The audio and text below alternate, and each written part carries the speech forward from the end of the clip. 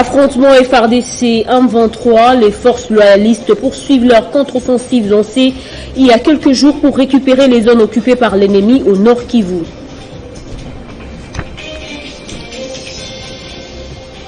Déploiement de soldats kenyans pour la stabilisation de l'Est de la RDC après le vote au Parlement du Kenya.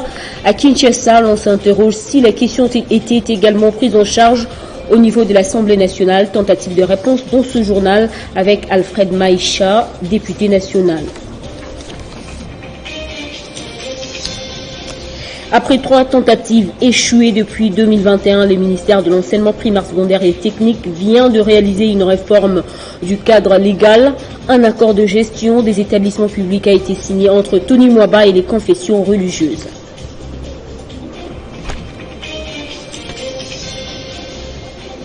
Le président américain Joe Biden a mis en garde contre une crise climatique qui menace la vie même de la planète et a assuré que son pays respectera ses objectifs de réduction d'émissions d'ici à 2030 à la COP 27. Merci de choisir Télé 50 pour vous informer. À la une, au Nord Kivu, l'armée met un boucher double en vue de reconquérir tout l'espace occupé depuis quelques semaines par les combattants du M23 et leurs alliés rwandais dans le territoire de Rutshuru. Après les bombardements aériens de position de l'ennemi intervenus en début de semaine, ce vendredi, les FARDC ont lancé plusieurs fronts au sol, notamment dans la chefferie des Bouichards. Les nouvelles des lignes de front sont bonnes et favorables aux vaillantes FARDC et qui ont avancé vers le nord et qui ne sont qu'à moins de 100 km de la cité des Kiwanja. L'avancée des FARDC qui met le M23 dans la tourmente. Ces combattants se livrent au pillage systématique à Kiwanja, rapporte la société civile du territoire de Rutshuru. Précision avec notre correspondant dans la région, Martial Bendelo. Les affrontements sont particulièrement violents depuis le matin de ce vendredi 11 novembre dans le territoire de Rutshuru. Les forces armées de la République démocratique du Congo ont lancé plusieurs fronts simultanément, notamment au sud vers Rugari et du côté de Mabenga et Kaunga vers le nord. Après plusieurs heures de combat et qui se poursuivent cette soirée, les sources sécuritaires dans la zone confirment l'avancée de l'armée loyaliste sur le front nord. Les villages Mabenga et Kaunga sont reconquis par les forces armées de la RDC, celles-ci qui mettent la pression sur le combattant du M23 et leurs alliés rwandais, dans l'objectif notamment la cité de Kiwanja, située à seulement 5 km au nord de Rutshuru centre. C'est dans le front sud, à Rugari, où des informations de terrain attestent une certaine résistance de l'ennemi qui tient encore face à l'assaut de l'armée, décidée de reconquérir aussi cette localité qui ouvre la voie vers Rutshuru centre. Des fortes détonations d'armes lourdes et légères déchiraient les ciels toute la journée de ce vendredi dans le territoire de Rutshuru. Une bombe larguée par les combattants du M23 est tombée sur une maison d'habitation à Kinyandoni, non loin de Rugari, tuant 4 personnes parmi les occupants de la dite maison et en blessé d'autres. Une situation que dénonce la société civile locale. Toujours dans la journée, la société Virunga Energy, qui produit de l'électricité à Rutshuru, Nyiragongo et Goma, a annoncé la coupure momentanée de la production du courant électrique sur la ligne de Goma. Une coupure causée par un obus qui aurait touché ces installations au niveau des Rugari, mais la solution a été vite trouvée et Goma est de nouveau desservie en électricité. Entre-temps, on signale que sur le terrain, les choses continuent de bouger. Le Parlement kényan a approuvé les déploiements de 903 soldats dans le cadre d'une force régionale est-africaine pour stabiliser l'Est de la République démocratique du Congo en proie à de nombreux groupes armés, dont les rebelles du M23. Le coût de cette mission, pour une durée initiale de 6 mois, est évalué à 37 millions d'euros d'après les informations. Les troupes kenyanes devront se déployer à Rutshuru et Kiwanja, zone occupée jusqu'ici par le M23 soutenu par le Rwanda. Mais est-ce que la question a été également traitée de fond en comble au Parlement congolais? On voit cela avec le député national Alfred Maïcha. Bon, là il y a un problème de formalisme et un problème de nécessité. À ce qui concerne le cas de la République démocratique du Congo, nous sommes en état de nécessité. Et comme on dit que le salut de la nation c'est la loi suprême. Il me revient qu'il y a des formalités dont on peut se passer. L'essentiel est qu'on aboutisse à stabiliser la situation qu'il y a à l'est du pays, à imposer la paix à ces semeurs de la mort, ainsi qu'à toutes les nations qui les soutiennent. Et dans tous les cas, qu'à cela ne tienne, il nous revient que lors de l'évaluation de la situation née de l'état de siège, aussi bien au Nord Kivu qu'à Ituri, l'Assemblée nationale avait adopté, entre autres résolutions, de demander au gouvernement d'approcher tout autre État ami qui pourrait être mis à contribution pour mutualiser les efforts afin de combler les déficits sur le plan opérationnel qui s'observait dans le cadre des forces de défense et de sécurité au niveau national. C'est ainsi que le gouvernement avait approché l'Ouganda pour le cas des ADF et qu'à ce jour, le même gouvernement approche les États de la communauté est-africaine, notamment le Kenya pour ne pas le citer, afin de nous aider à contenir la situation qu'il y a au Nord Kivu. 45 ans après, la RDC vient de se doter d'une nouvelle convention scolaire. Le ministre de l'enseignement primaire, secondaire et technique, Tony Mwaba, a signé cet accord de gestion des établissements publics avec les confessions religieuses pour plus d'efficacité. C'est une première dans l'histoire de l'enseignement primaire secondaire. Soit 45 ans après, la RDC vient de se doter d'une nouvelle convention scolaire. Contrairement à celle de 1977, la nouvelle version ne liera exclusivement que l'État congolais et les confessions religieuses en termes de partenariat. Elle n'est pas ouverte aux personnes physiques ou morales autres qui sont libres de créer des établissements privés agréés. Selon Tony Mwaba, la convention du 26 février 1977 est obsolète, inadaptée et anachronique, à la suite des multiples mutations sur les plans tant juridiques que sociopolitiques, voire au niveau de l'espace religieux national. Ces signatures permettent effectivement un nouveau départ dans la façon de collaborer et dans la façon de gérer les établissements scolaires tel qu'établi par la présente convention. De leur côté, les délégués des différentes confessions religieuses ont remercié le ministre pour son dynamisme qui a aujourd'hui porté des fruits et a rendu possible la volonté du chef de l'État, Félix Tshisekedi. Au nom de tous les représentants légaux, chefs religieux, je remercie le ministre des tutelles à qui nous avons signé le contrat de partenariat. Après plusieurs échecs enregistrés depuis 2011 pour cette fin, le numéro 1 de l'EPST a réussi aujourd'hui à obtenir la révision de la convention scolaire, un succès qui s'ajoute sur les différentes réalisations du professeur Tony Mwaba depuis qu'il est à la tête du sous-secteur de l'EPST. Le président de la conférence provinciale des chefs d'établissements supérieurs et universitaires du Nord Kivu et recteur de l'université de Goma a procédé ce vendredi au lancement de la connectivité à la Bibliothèque nationale numérique. Selon le professeur Muindo Muganda, ce projet du président de la République, matérialisé par le ministre de l'ESU, vise à faciliter les recherches aux étudiants et aux enseignants. Pacheko Kavundama. Ce programme du ministère de l'Enseignement supérieur et universitaire sur la connectivité à la Bibliothèque nationale numérique lancé à Goma vise à permettre aux étudiants congolais d'avoir désormais accès aux ouvrages, cela via Internet. Il présente plusieurs avantages selon les conseillers numériques du ministre de l'ESU. Les avantages, c'est qu'au lieu que l'étudiant ne puisse accéder aux livres qu'à la bibliothèque physique, il est maintenant avec sa bibliothèque à la main partout et en n'importe quand, à n'importe quel moment, il peut consulter son livre. Le recteur de l'université de Goma, le professeur Muindo Mwanda, qui a lancé ce programme au nom du gouverneur de province, précise que les étudiants et même les enseignants n'auront plus d'excuses pour effectuer leurs recherches.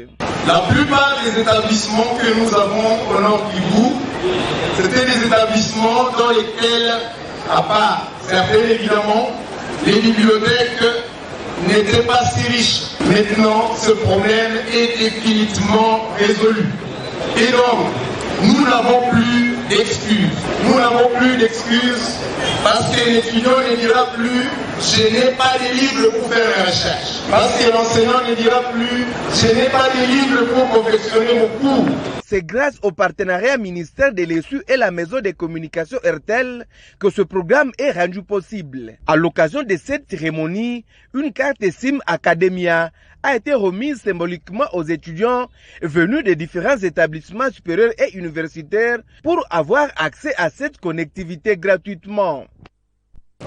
Et les députés provinciaux du Sud Kivu réunis en séance plénière ont tablé sur la question de deux députés, Amani Ngoubiri et Chubaka Karatwa, qui seraient en situation de clandestinité après un mandat d'arrêt émis contre ces élus pour corruption présumée. Dans une déclaration faite à la presse, les élus locaux, s'appuyant sur l'article 9 de la loi sur la libre administration des provinces et 88 du règlement intérieur de l'Assemblée qui couvre ces élus en cas d'arrestation. On écoute à ce sujet Amanika Manda Jacques au micro de Jenny Kaimbe. L'Assemblée provinciale Sud Kivu tient à exprimer sa profonde préoccupation et sa désapprobation vis-à-vis des poursuites judiciaires ouvertes contre les honorables députés Amani Ngoubiri Lycien et Chubaka Karatwa Banyesize. À cet effet, s'appuyant sur les articles 107 et 197 de la Constitution, article 9 de la loi sur la libre administration des provinces, article 88 du règlement intérieur de l'Assemblée provinciale Sud Kivu, qui dispose entre autres, je cite, « Aucun député provincial ne peut être poursuivi, recherché, arrêté, détenu ou jugé en raison de ses opinions ou votes émis par lui dans l'exercice de ses fonctions. » L'Assemblée provinciale Sud Kivu tient à exprimer à l'unanimité sa solidarité vis-à-vis des honorables députés ci-haut cités et recommande aux autorités judiciaires, politiques et aux services de sécurité au niveau national et provincial ce qui suit. Des immunités de poursuite reconnues constitutionnellement aux députés provinciaux et l'observation stricte de la procédure pertinente prescrite à la matière. 2. La cessation immédiate des actes et menaces d'arrestation matérialisés notamment par des mandats d'amener dirigés contre les honorables députés. 3. La protection sans faille des honorables députés, de leurs familles et de leurs biens. Et 5. Le respect du principe fondamental de la présomption d'innocence dont bénéficient les honorables députés poursuivis. Elle déplore enfin qu'une poursuite en flagrance soit intentée à ce jour contre les honorables députés ci-haut cités pour des faits prétendument infractionnels qui se seraient commis depuis bientôt 2 semaines. Et suite au conflit minier entre la Gécamine et la société chinoise CMOC, les répercussions sociales sont de plus en plus considérables auprès des travailleurs des Tenke-Fungurume d'une part et les riverains de l'autre côté qui voient peu à peu leur espoir s'envoler. Et face à cette crise, l'élu de Lubudi, Dominique Munongo, tire la sonnette d'alarme sur cette situation qui impacte négativement le social de la population des Fungurume. Il y a un contentieux entre la Gécamine et CIMOC. Mais malheureusement, il y a des implications sur les populations parce que maintenant, les gens, Gécamine, qui s'est plainte auprès de l'État congolais à la justice en disant que il y a des problèmes avec les Chinois, la justice a bloqué les comptes de Tenke-Fungurume Mining. Des appels en disant, maman, on va bientôt fermer Tenke-Fungurume Mining, mais nous, on sera à la rue, qu'est-ce qu'on peut faire? Et effectivement, nous avions même eu la délégation, l'intersyndicale qui est venue jusqu'à Kinshasa. Ce que les gens ne savent pas, c'est qu'il n'y a pas que les autochtones de Fungurume ou de Tenke qui sont employés à Tenke-Fungurume Mining. C'est toute personne, tout Congolais qui vient, qui est engagé, d'autres venant de Kinshasa, du Congo central, du Kasaï, de l'Équateur. Il y a toutes les nationalités, même des Camerounais, du reste, qui sont à Tenke-Fungurume Mining. Donc notre souhait, c'est que on trouve une solution à l'amiable et que même si, ok, les Chinois acceptent qu'on amène les gens à la table de négociation et qu'ils acceptent les Chinois, qu'on contraigne les Chinois à payer, même par tranche, mais qu'on ne ferme pas l'entreprise parce que ça sera une crise qu'on ne pourra pas gérer. Ça sera une telle dimension que ça peut amener beaucoup de problèmes comme cela fut à l'époque de la GECAMIN ou d'autres grandes entreprises qu'on a connues ici en RDC. Voilà mon grand souci, c'est de continuer à faire le plaidoyer et que les populations se retrouvent et qu'ils ne soient pas mises à la rue, surtout les populations qui sont engagées, les agents de Tenke-Fungurume Mining ne soient pas dans la rue et qu'on trouve une solution. Et profitant de son séjour de travail au Lualaba, la consul générale de Belgique à Lubumbashi a visité différents sites symboliques de Kolwezi.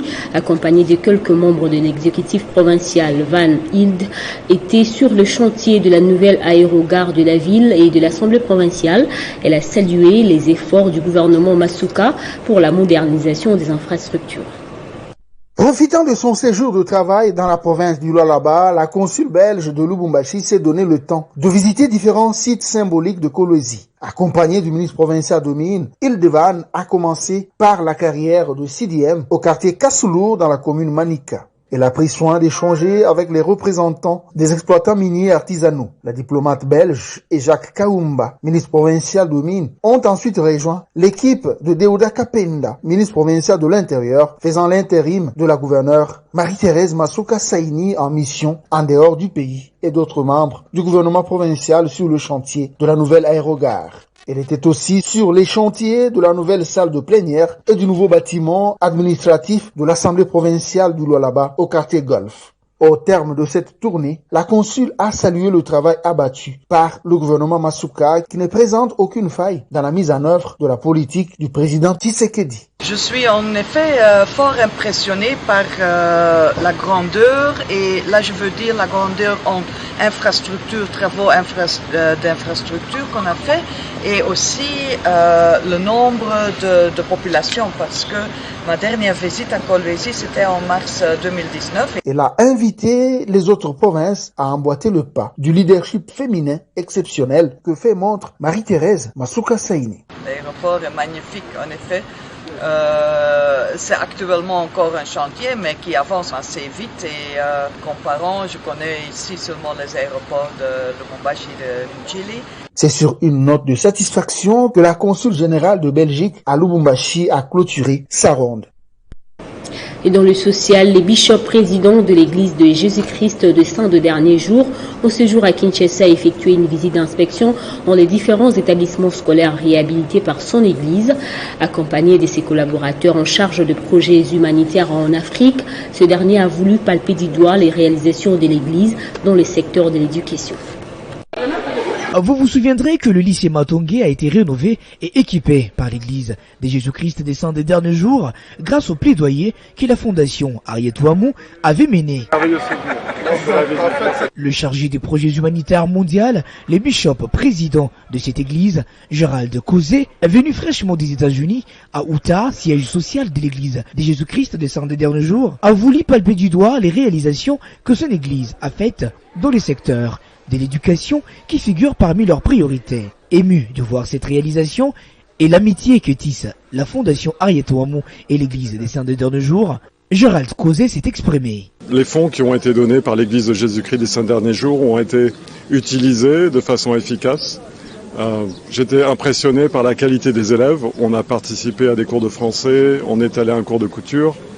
Et on a vu que ces bâtiments qui avaient été perdus suite à des inondations ont pu être reconstruits. Pour sa part, la députée nationale Harriet Ouamou, présidente de la fondation éponyme, n'a pas manqué à dire. Le bishop venu des États-Unis est venu visiter et voir comment est-ce que le lycée Matongé a été réhabilité. Il a eu à visiter quelques classes, en même temps aussi voir les dons qui ont été donnés, mis à part la réhabilitation de l'école. Donc nous savons qu'on a remis des bons, des machines à coudre, et donc il a voulu aussi voir ça et palper ça du doigt. Signalons que cette réalisation dans les secteurs éducatifs entre dans la vision de la fondation Harriet Ouamou. Alors que le débat à la conférence internationale sur les climats en Égypte est axé ce vendredi sur la décarbonisation, Joe Biden a mis en garde contre une crise climatique qui menace la vie même de la planète et a assuré que son pays respectera ses objectifs de réduction d'émissions d'ici à 2030. Mais le président américain est sous pression pour augmenter l'aide aux pays pauvres en première ligne du dérèglement climatique. Prenons le rappel des titres avant de se quitter.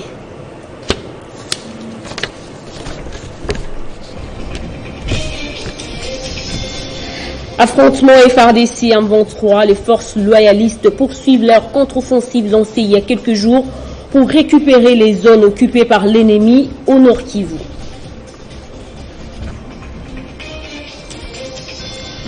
Déploiement des soldats kenyans pour la stabilisation de l'Est de la RDC. Après les votes au Parlement du Kenya, à Kinshasa, l'on s'interroge si la question était également prise en charge au niveau de l'Assemblée nationale. Vous avez eu la réponse dans ce journal avec Alfred Maïcha, député national. Après 3 tentatives échouées depuis 2021, le ministère de l'enseignement primaire, secondaire et technique vient de réaliser une réforme du cadre légal. Un accord de gestion des établissements publics a été signé entre Tony Mwaba et les confessions religieuses. Le président américain Joe Biden a mis en garde contre une crise climatique qui menace la vie même de la planète et a assuré que son pays respectera ses objectifs de réduction d'émissions d'ici à 2030 à la COP27 en Égypte. C'en est complètement fini avec cette édition. Restez avec nous. L'information continue sur Banamboka Congo via YouTube.